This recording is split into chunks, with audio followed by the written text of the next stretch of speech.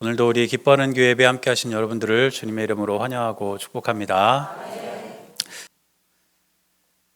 지금 코로나 바이러스 때문에 전국이 들썩들썩하고 뒤숭숭해서 어제 어떤 분이 저한테 그러더라고요. 차라리 예수님이 그냥 오셨으면 좋겠다. 그래서 그냥 우리 다 같이 천국 가면 제일 좋겠다 그러더라고요. 그래서 제가 안 된다고 했어요. 왜 그러냐면 내가 설교 준비를 얼마나 열심히 했는데 설교는 하고 가야지. 그래서 혹시 오실 거면 내일 오셔야 된다고.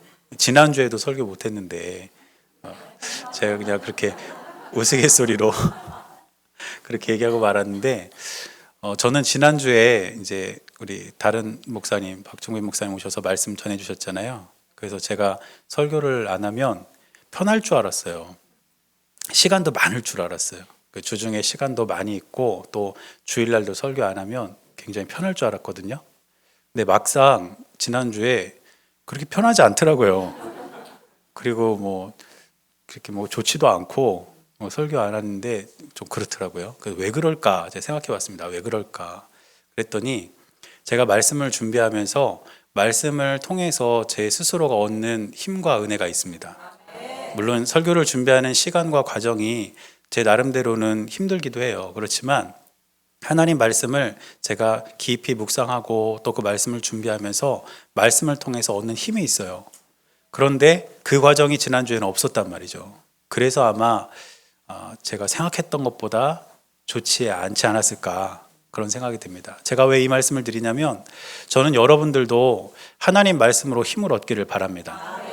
저는 지금 우리나라의 코로나 바이러스 때문에 여러 가지 문제들이 있지만 가장 제가 염려하는 것은 무엇이냐면 우리 성도님들이 예배에 대한 마음이 약해질까 봐 저는 걱정돼요. 예배에 오지 못하게 되고 또 예배에 나가는 것을 두려워하게 되고 이러면서 예배에 대한 우리들의 마음이 약해지지 않을까 이런 염려가 됩니다. 여러분 이럴 때일수록 우리가 하나님 말씀으로부터 얻는 힘으로 하루하루를 살아가야 될 줄로 믿습니다. 그래서 이 기간에 특별히 더 여러분들이 하나님 말씀을 읽고 또 말씀을 묵상하는 일에 힘쓰시기를 바랍니다. 제일 좋은 말씀은 어떤 말씀인지 아세요? 유명한 목사님들 말씀이 아니에요. 어떤 분들은 인터넷으로 유명한 목사님 말씀을 빠짐없이 들으시는 분들이 계시는데 그러면서도 성경은 안 읽으셔요. 근데 아무리 유명한 목사님 말씀 잘 전하시는 목사님 말씀보다 더 능력 있고 힘 있는 말씀은 하나님이 직접 주신 말씀 이 자체입니다.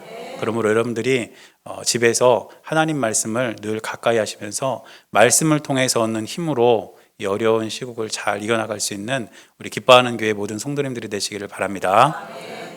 계속해서 복음의 물들다 우리 하나님 말씀을 함께 나눠볼 텐데 이 복음은 죄로 인해서 영원히 죽을 수밖에 없는 우리가 예수 그리스도께서 우리를 위해서 십자가에 달려 돌아가셨다는 사실을 믿으면 우리가 구원받고 하나님 나라 백성이 된다는 소식이 바로 기쁜 소식 복음입니다. 그런데 이 구원받는 것을 예수님께서는 요한복음 3장에서 뭐라고 말씀하시냐면 거듭남 이렇게 말씀하셔요. 니고데모와의 대화를 통해서 예수님 믿고 구원받는다는 이 개념을 거듭남이라는 단어로 확실하게 우리에게 가르쳐 주셨다는 것입니다. 그런데 이 거듭남이라는 말이 성경 원어에 보면 어떤 뜻으로 풀이가 되냐면 위로부터 새롭게 태어나다 이런 뜻입니다. 위로부터 새롭게 태어나다. 그냥 우리가 거듭남이라고 했을 때 그냥 예수님 믿고 그냥 교회 다니는 것 이 정도로 그치는 것이 아니라 거듭남이라는 것은 무엇이냐면 위로부터 새롭게 태어나는 놀라운 사건입니다. 그래서 이것을 조금 더 쉽게 비유로 들자면 거듭남이라는 것은 무엇이냐면 국적이 바뀌는 것과 같아요. 우리가 한국 사람이잖아요. 그렇죠? 그래서 우리는 지금 한국의 법의 이제 통치를 받고 있는 것입니다. 그런데 예를 들어서 우리가 만약에 미국으로 귀화를 한다면 우리는 한국 사람이 아니라 미국 사람이 되는 것이고 우리는 더 이상 한국이라는 나라의 법의 통치를 받을 필요가 없어요. 새롭게 바뀐 국적에 따라서 새로운 나라 미국의 통치를 받게 되는 것이죠. 거듭남이라는 것이 바로 그겁니다. 우리가 예수님 믿기 전에는 세상 나라에서 세상 백성으로 이 세상의 욕심을 따라서 우리가 살아가던 우리가 거듭남을 통해서 하나님 나라 백성이 되는 그 순간 우리의 삶은 하나님 나라 통치를 받는 삶으로 바뀐다는 것입니다. 그래서 복음으로 인해 구원받은 사람은 반드시 변해야 됩니다. 이전과는 반드시 다른 삶을 살아야만 하고, 그렇게 살아가는 삶으로 말미암아 우리가 거듭났음을, 우리가 구원받았음을 이 세상에 증명해야 된다는 것입니다. 초기 한국교회 역사를 보면 김익도 목사님이라는 분이 계십니다. 그런데 이 김익도 목사님이 어떤 분이시냐면 1874년 황해도에서 태어나신 분인데, 이분이 처음부터 목사님 되시는 그런 분은 아니었어요. 이분이 젊을 때에 사업을 하다가 사기를 당하고 나서 완전히 삶이 삐뚤어지게 나가게 됩니다. 그래서 그 당시 우리 한국에서 유명한 불량배가 됐어요. 그래서 장이 서는 데마다 가가지고 사람들한테 해코지하고 때리고 물건 뺏고 막 이러니까, 사람들이 장날에 갈 때는 성황당에 가가지고 어떻게 빌고 갔냐면, 제발 오늘 장날 호랑이하고 김익도만 만나지 않게 해주십시오, 이렇게 기도하고 갔대요, 성황당에서. 그러니까 김익도라는 사람을 만나는 날은 속된 말로 진짜 재수없는 날인 거예요. 그런 분이셨어요. 그런데 이분이 어느 날 장터에서 서양 선교사님으로부터 전도를 받게 됩니다. 그런 다음에 이분이 교회를 나가게 되고 예수님을 믿게 되고 신앙 체험을 하고 이제 완전히 뒤바뀐 삶을 살아가게 되는데, 이분이 그렇게 예수님을 믿고 거듭난 뒤에 장터에서 부고장을 돌렸어요. 무슨 부고장이냐? 자신의 부고장. 예전에 김익도는 죽었다. 예전에 장터에서 사람들을 해코지하고 사람들을 때리고 사람들에게 나쁜 짓을 하던 그 김익도는 죽었다. 그러니까 나는 이제 죽은 사람이다, 이러면서 부고장을 막 돌렸다는 거예요. 그리고 그거 부고장을 받은 사람들이 그렇게 좋아했대요. 실제 죽은 줄 알고. 얼마나 대단한 분인지 아시겠죠? 근데 이분이 이렇게 이제 목사님이 되셔가지고 사역을 하시면서 150여 곳에 교회를 세우고 2만 8천 번 이상의 말씀을 전하고 28만 명에게 복음을 전합니다. 그리고 김익도 목사님에게 영향을 받아서 목사님이 되신 분이 200명이 넘어요. 이렇게 엄청난 역사를 이루신 그런 사역을 하시다가 한국 전쟁 중에 교회를 지키다가 순교하셨습니다. 김익도라는 한 사람, 이 사람은 예수님 믿기 전에 세상에 둘도 없는 불량배였고 사람들이 다 피해가는 사람이었지만, 예수 믿고 구원받은 뒤에 이전과 전혀 다른 삶으로 하나님의 영광을 위해서 살았던 것입니다. 사랑하는 여러분, 저와 여러분들이 예수님을 믿었다면 우리의 그 믿음이, 우리의 신앙이 이전과 다른 삶으로 반드시 증명되어야 될 줄로 믿습니다. 오늘 우리가 빌립보서 2장 12절부터 말씀을 읽었는데, 그 앞부분 6절부터 11절까지 말씀을 보면 예수 그리스도에 대한 아주 중요한 신학적 교리가 거기에 기록되어 있습니다. 그리고 예수님께서 이 땅에 어떤 사명을 띠고 오셨는지가 나와 있어요.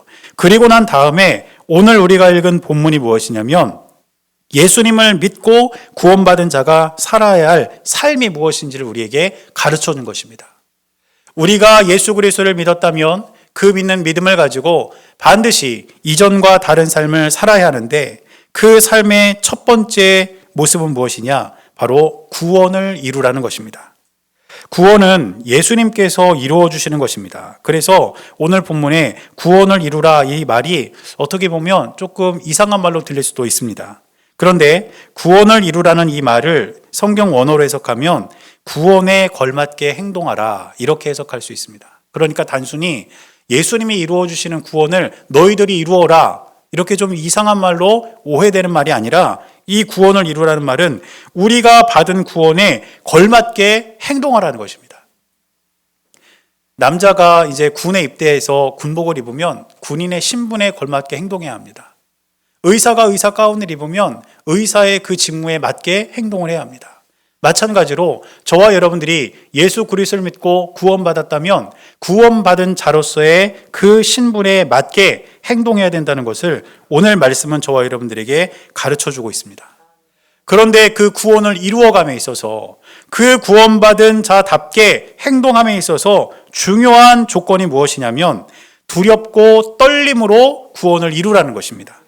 오늘 본문의 12절 말씀 보니까 바울은 이렇게 기록합니다. 그러므로 나의 사랑하는 자들아, 너희가 나 있을 때뿐 아니라 더욱 지금 나 없을 때에도 항상 복종하고 두렵고 떨림으로 너희 구원을 이루라.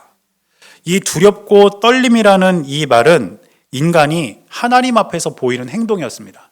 그래서 구약 성경에 보면 하나님 앞에 선 인간은 항상 그 하나님께 대한 두려움과 떨림이 있었습니다.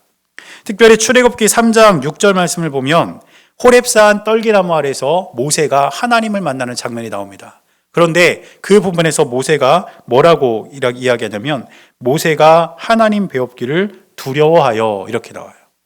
그리고 구약성경 곳곳에서 하나님을 대면하는 사람들은 항상 이렇게 두려움과 떨림을 가지고 하나님 앞에 대면하게 됩니다. 따라서 두렵고 떨림으로 구원을 이루라는 말은 무슨 뜻이냐면 우리가 하나님 앞에서 하나님이 나를 지금 지켜보신다는 사실을 반드시 인식하고 구원받은 자답게 하루하루를 살아가라는 것입니다. 우리 마음대로 살아가라는 것이 아니라 하나님이 내 앞에 계신다는 사실을 분명히 인식하고 그 주님이 나를 바라보고 계신다는 사실을 잊지 말고 하나님 뜻에 합한 삶을 살아가며 우리가 구원받은 자다운 삶을 살아가라고 요청하는 것이 사도 바울의 이야기입니다. 우리가 구원받기 전에는 내 마음대로 삽니다. 내가 하고 싶은 것을 하고 내가 살고 싶은 대로 사는 것이 구원받기 이전의 우리의 삶일 수 있습니다. 하지만 구원받은 이후에는 저와 여러분들의 삶이 달라져야 합니다. 왜냐하면 내 앞에 하나님이 계시다는 사실을 우리가 인식하게 되기 때문입니다. 하나님이 내 앞에 계시는데 어떻게 하나님이 원하지 않는 삶을 내가 살아갈 수 있겠습니까? 우리는 사람이 나를 보고 있는다고 할지라도 사람이 나를 보고 있는다는 것을 우리가 안다면 우리의 삶을 조심하게 됩니다. 행동 하나도 조심하게 되고 말 한마디도 조심하게 됩니다. 그런데 하물며 하나님이 나를 보고 계신다. 이 사실을 우리가 분명히 깨닫는다면 어떻게 우리의 삶이 달라지지 않을 수 있을까요? 사도 바울이 이전과 다른 삶을 살아가로 요청하며 구원을 이루라 말한 것은 바로 이렇게 하나님 앞에서 구원받은 자답게 살아가라는 요청입니다. 사랑하는 여러분, 저는 저와 여러분들의 삶이 하나님 앞에서 우리가 구원받은 자답게 우리의 삶을 가꾸어 갈 수 있는 저와 여러분들의 삶이 될 수 있기를 주님의 이름으로 간절히 축원합니다. 그런데 바울은 빌립보 교인들에게 이렇게 구원받은 자답게 살아가라고 요청한 최종적인 목적이 있습니다. 그 목적이 무엇이냐면 하나님의 기쁨이 되는 것입니다. 오늘 본문의 13절 말씀 보니까 이렇게 기록하고 있습니다. 너희 안에서 행하시는 이는 하나님이시니 자기의 기쁘신 뜻을 위하여 너희에게 소원을 두고 행하게 하시나니. 이 말씀을 세번역 성경으로 보면 조금 더 이해하기가 쉬운데 제가 세번역 성경을 한번 읽어드리겠습니다. 하나님은 여러분 안에서 활동하셔서 여러분으로 하여금 하나님을 기쁘게 해드릴 것을 염원하게 하시고 실천하게 하시는 분입니다. 하나님은 어떤 분이냐면 저와 여러분들의 마음속에 함께 하시면서 우리의 삶을 통해 하나님을 기쁘시게 할 수 있도록 우리의 마음을 움직이시는 분이 하나님이라는 거예요.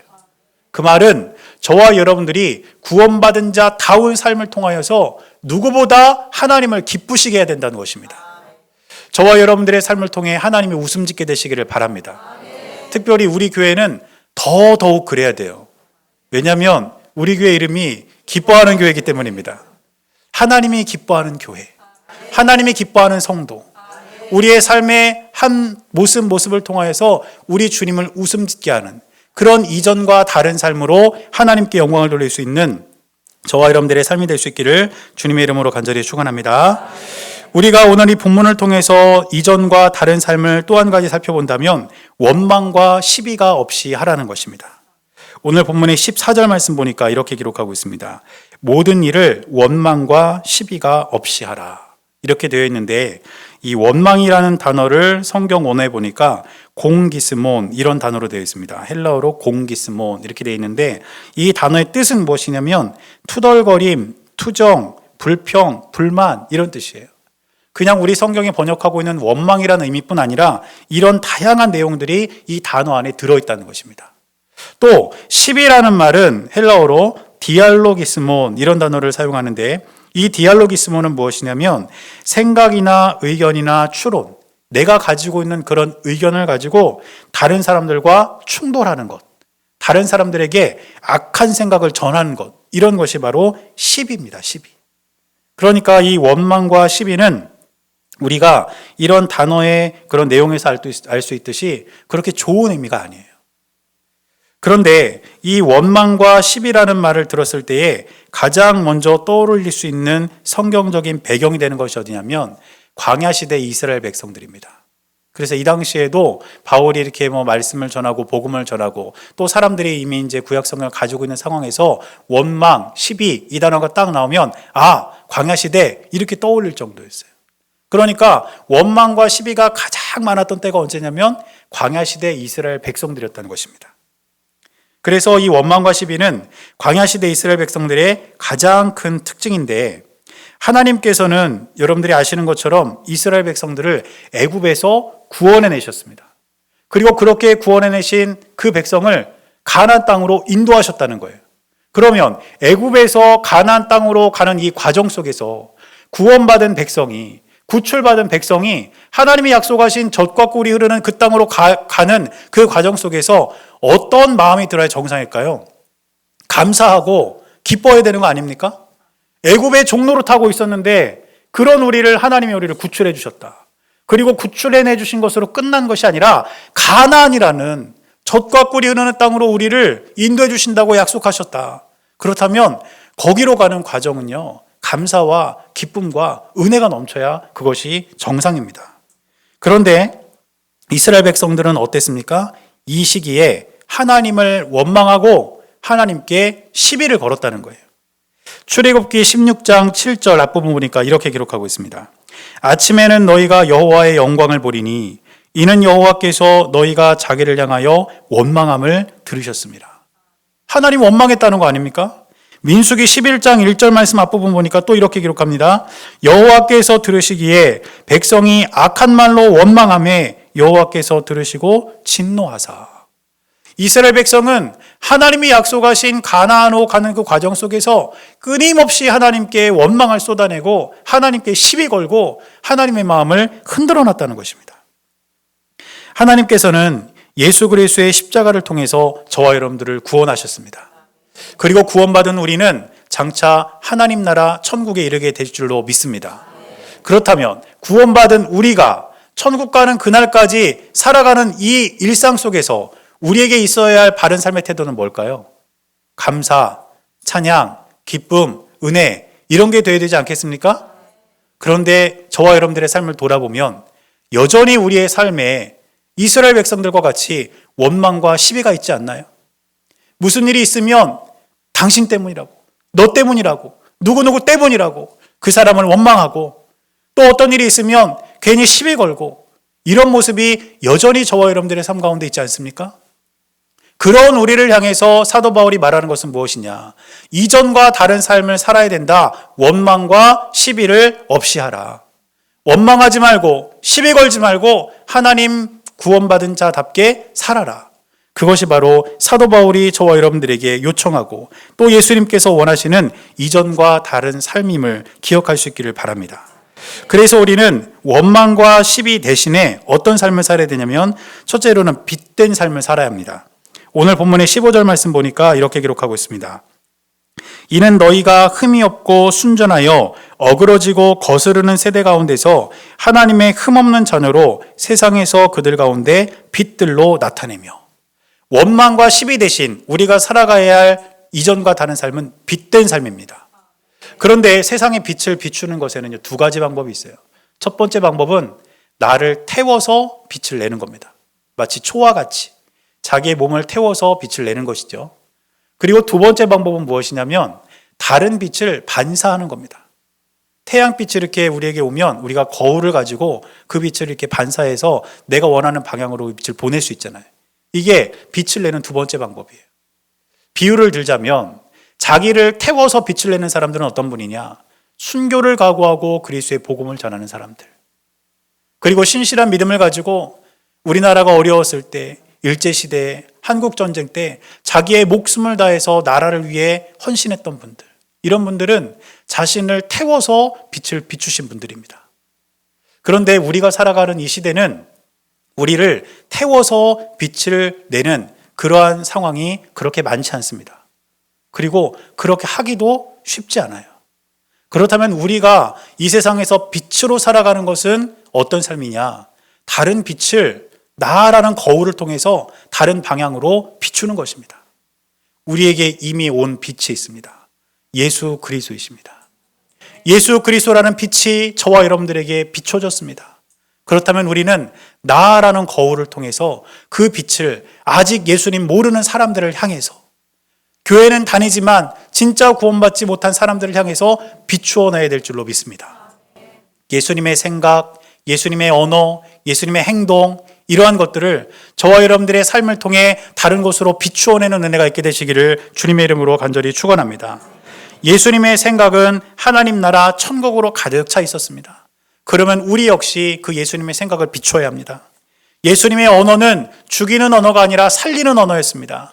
그 살리는 말로 우리도 다른 사람을 살려야 합니다. 예수님의 행동은 사랑과 섬김이었습니다. 우리의 모습 역시 사랑과 섬김이 되어서 다른 사람들 향해 비춰져야 합니다. 그렇게 될 때에 우리는 원망과 시비의 삶이 아니라 이전과는 전혀 다른 빛된 삶을 살아가는 하나님의 귀한 자녀들이 될 수 있을 줄로 믿습니다. 또한 원망과 시비 대신 우리가 살아가야 할 삶은 어떤 삶이냐면 서로에게 자랑이 되는 삶입니다. 오늘 본문의 16절 말씀 보니까 이렇게 기록하고 있습니다. 생명의 말씀을 밝혀 나의 다름질이 헛되지 아니하고 수고도 헛되지 아니하므로 그리스도의 날에 내가 자랑할 것이 있게 하려 함이라. 사도 바울은 빌립보 교회 성도들이 원망과 시비가 아니라 변화된 삶을 살기를 원했어요. 그리고 나서 그런 빌립보 교인들이 자신의 자랑이 되기를 원했습니다. 여러 군데를 돌아다니면서 복음을 전하는 사도 바울이 빌립보 교회 교인들을 봐라. 얼마나 신실한 사람들이냐. 얼마나 예수 그리스도의 뜻대로 살아가는 사람들이냐. 이러면서 그들에게 자랑이 되기를 원했다는 것입니다. 그리고 이것이 사도 바울에게도 역시 자랑이 되고 바울 역시 빌립보 교인들에게도 자랑이 되는 것. 이것이 바로 바울이 원했던 모습입니다. 저는 저와 여러분들 우리의 삶에 있어서도 서로에게 원망과 시비가 아니라 서로에게 자랑이 될 수 있기를 바랍니다. 목사는 성도의 자랑이 되어야 하고 성도는 목사의 자랑이 되어야 합니다. 여러분들이 어디 가서 저를 자랑할 만한 사람이 제가 되어야 합니다. 또 저 역시 어디 가서 여러분들을 자랑할 수 있을 만큼 여러분들이 그렇게 하나님의 뜻대로 사셔야 합니다. 제가 이제 밖에 나가서 종종 목사님들하고 이렇게 말씀을 나누고 또 이게 이야기를 나누면서 제가 여러분들을 자랑을 할까요? 흉을 볼까요? 자랑 많이 해요. 진짜 자랑을 많이 합니다. 근데 한 번은 우리 같이 이야기 나누는 목사님이 그런 말씀을 하셔요. 하나님은 능력 있는 목사들한테는 문제가 많은 성도들을 준대요. 왜냐하면 능력이 있으니까.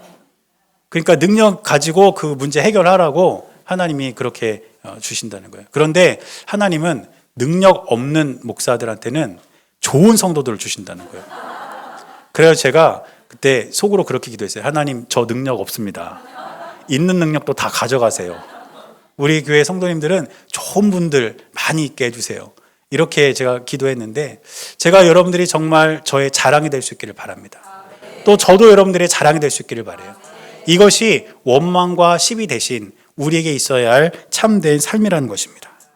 그리고 세 번째로 우리가 이전과 다른 삶은 어떤 삶을 살아가야 되냐면 기뻐하는 삶을 살아가야 합니다. 빌립보 교회는 세 가지 어려움을 겪고 있었습니다. 첫째 어려움은 무엇이냐면 가난이었어요. 빌립보 교회 안에 닥친 아주 극심한 가난이 교회를 굉장히 힘들게 했습니다. 또 두 번째는 핍박이었습니다. 그 당시 로마 황제 숭배 사상 때문에 그리고 세속주의 때문에 이 빌립보 교회는 굉장한 핍박을 받고 있었던 그런 상황이었습니다. 그리고 또 빌립보 교회 안에는 분열이 일어났었습니다. 유오디아파와 순두계파로 서로 이렇게 갈라지는 그런 아픔도 있었다는 거예요. 그런데 바울은 놀랍게도 이러한 어려운 상황을 겪고 있는 빌립보 교회를 향해서 뭐라고 이야기하냐면 기뻐하라 이렇게 말합니다. 오늘 본문의 17절과 18절 말씀 보니까 이렇게 기록하고 있습니다.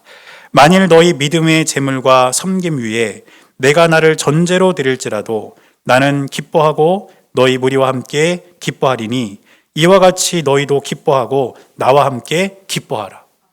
기뻐하라는 말을 계속 반복하고 있는 거예요. 가난이 있고 핍박이 있고 분열이 있어도 그럼에도 불구하고 이전과 다른 삶을 사는 너희들이라면 기뻐하는 것이 마땅하다는 것입니다. 구원받기 전에 저와 여러분들의 삶에 가난과 핍박과 분열과 아픔이 있다면 기뻐할 수 있겠습니까? 그러나 구원받은 자는 우리의 삶의 변화가 없을지라도 구원받았다는 사실 그 한 가지만으로도 충분히 기뻐할 수 있는 사람이라는 것은 바울이 오늘 저와 여러분들에게 가르쳐주고 있는 것입니다. 그러므로 저와 여러분들은 이 모든 것을 넘어서서 기뻐할 수 있는 은혜가 우리 모두에게 있게 되시기를 주님의 이름으로 간절히 축원합니다. 그런데 이러한 어려움 가운데서도 기뻐할 수 있는 비결이 있는데 그 비결이 무엇이냐? 빌립보서 4장 4절 말씀에서 기록하고 있습니다. 말씀을 보면 사도 바울은 이렇게 말합니다. 주 안에서 항상 기뻐하라. 내가 다시 말하노니 기뻐하라. 우리가 이 세상에서 기뻐할 수 있는 동기가 무엇일까요? 주 안에 있기 때문입니다. 우리가 항상 주 안에 있을 때에 우리는 그 안에서 기쁨을 누릴 수 있고 하나님의 은혜를 누릴 수 있다는 사실을 기억하시기를 바랍니다. 우리는 교회 성도님들이 이렇게 새로 등록하면 그분들을 성도님 이렇게 부르죠. 그런데 이 성도라는 말은 거룩한 무리, 바꿔 말하면 세상과 구별되어 이전과 전혀 다른 삶을 살아가는 사람, 바로 그 사람을 우리는 성도라고 부릅니다. 그러므로 저와 여러분들이 예수 그리스도를 믿어 구원받은 하나님의 백성이라면 우리는 성도로서 이 세상을 살아가야 합니다. 제가 지난주에 말씀을 준비하면서 찬양을 이렇게 들었는데 계속해서 들었던 찬양이 성도의 노래라는 찬양이었습니다. 이 찬양의 가사를 보니까 고린도후서 6장 말씀을 이제 근거로 해서 지은 찬양인데 이런 가사가 있어요. 우리는 무명하나 유명한 자요. 죽음의 위기 속에도 참 생명 가졌고 근심하나 기뻐하며 가난하나 다른 이를 부욕해 하는 자로다. 우리가 구원받기 이전에는 이름도 없는 사람이었습니다. 또 영원한 죽음에 내몰린 자였고 삶 속에서 있는 수많은 고통과 고난으로 인한 근심 속에 쌓여있던 자들이었습니다. 또 가난 속에서 세상과 삶을 원망하며 사람들에게 시비 걸고 살았던 삶이 우리의 삶이었습니다. 그러나 우리가 예수 그리스도의 십자가로 인하여 구원받고 하나님의 백성, 하나님의 자녀가 된 우리는 여전히 세상에서는 이름이 없을지 모르나 그리스도인이라는 놀라운 이름을 가졌고 죽음의 위기가 여전히 우리를 괴롭히고 있지만 우리에게는 참 생명의 소망이 있습니다. 또 세상에서는 여전히 근심이 우리를 억누르지만 주 안에서 기뻐하는 삶을 살게 되었고 여전히 우리는 가난하지만 나의 가난 속에서도 작은 나눔을 통해 다른 사람들을 부욕해 하는 은혜가 저와 여러분들에게 있게 되었다는 것입니다. 이것이 성도의 삶이고 이전과 다른 삶입니다. 사랑하는 여러분, 예수 그리스도를 믿고 구원받은 저와 여러분들은 이와 같이 이전과 다른 삶으로 하나님을 기쁘시게 하는 저와 여러분들의 삶이 될 수 있기를 바랍니다. 그래서 우리의 삶이 예수님의 살아계심을 증명하고 하나님의 역사를 드러내는 위대한 삶으로 세워질 수 있게 되시기를 주님의 이름으로 간절히 축원합니다. 기도하겠습니다. 사랑하는 주님, 하나님의 은혜가 우리의 삶 가운데 있음을 기억합니다. 우리가 예수 그리스도를 믿고 구원받았다면 이전과 다른 삶을 살아갈 수 있는 은혜가 우리 모두에게 있게 하시고 날마다 주님의 뜻대로 살아갈 수 있는 주님의 귀한 자녀들이 될 수 있도록 우리 삶을 인도하여 주시옵소서. 우리 주님께서 함께하여 주실 것을 믿으며 살아계신 예수님 이름으로 기도드렸습니다. 아멘.